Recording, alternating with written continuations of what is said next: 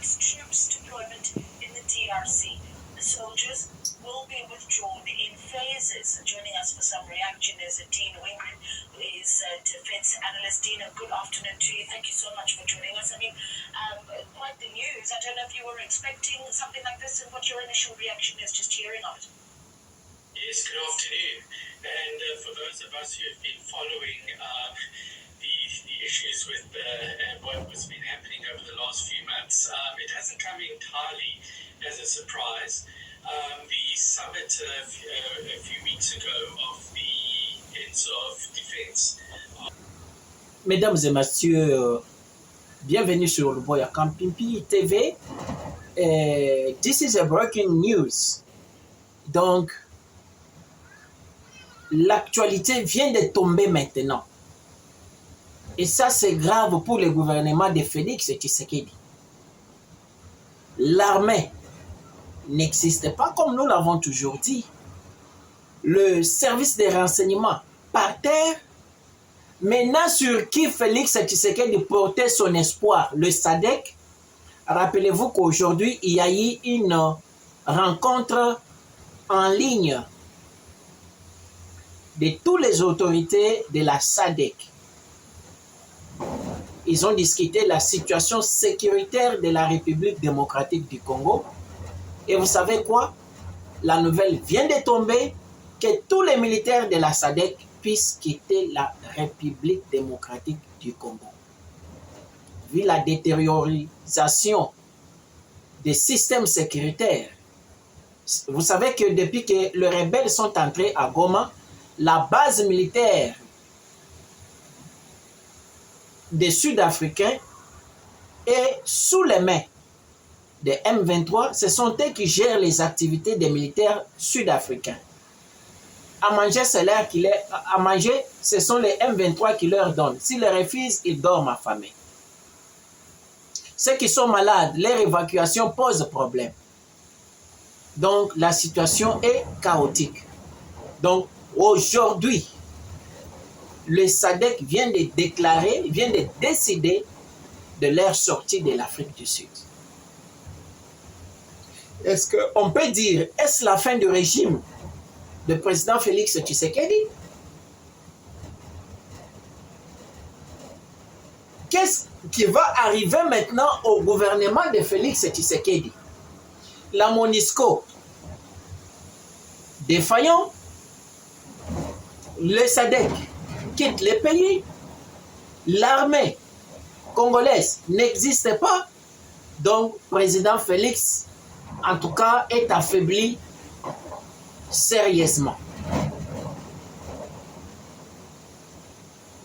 Donc, président Félix est poignardé au dos, comme Mobutu l'avait dit. Entre autres, les M23 sont entrés de progresser des villages, sans citer les noms. Suivez l'actualité. Donc, Kisangani est menacé, Katanga est menacé, Kinshasa est menacé. Est-ce la fin du président Félix Tshisekedi? Voilà le résultat de ce que vous semez. Ce qui arrive au président Félix Tshisekedi aujourd'hui était inévitable.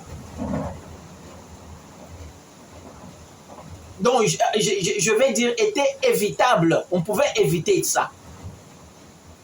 Suite à des négligences, on ne sait pas, bateau bayaki na gouvernement.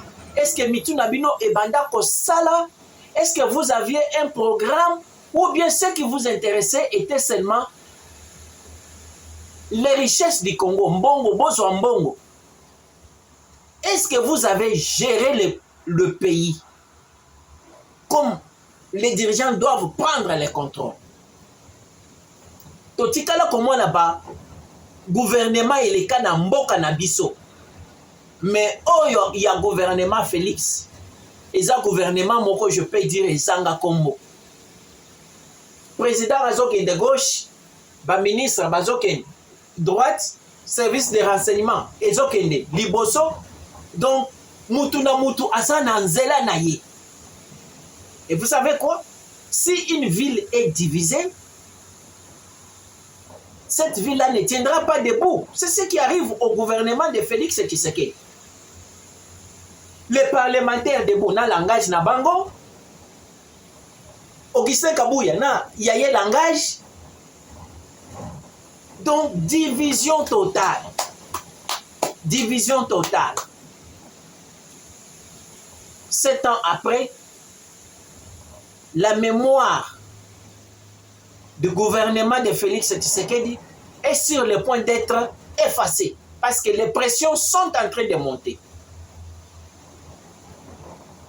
Président Aoloba Boye, quelques heures après, a changé à Lobi Boye. Nakosala Boye, Lobi Nakosala Te Boye. Voilà les conséquences. C'est tout le monde qui abandonne le président Félix. Donc, qu'est-ce que nous allons dire? Ce que vous semez, c'est ce que vous récoltez. Puisque si le président Félix était préparé pour diriger, il allait vraiment diriger et tout le monde pouvait voir que, en tout cas, moi, Nayavier Étienne, il a dirigé, il a laissé son histoire. Quelle sera l'histoire du président Félix après que le mandat est terminé? Donc, j'avais à vous dire, mes très chers compatriotes, que le SADC retire ses militaires et la suite, nous en saurons.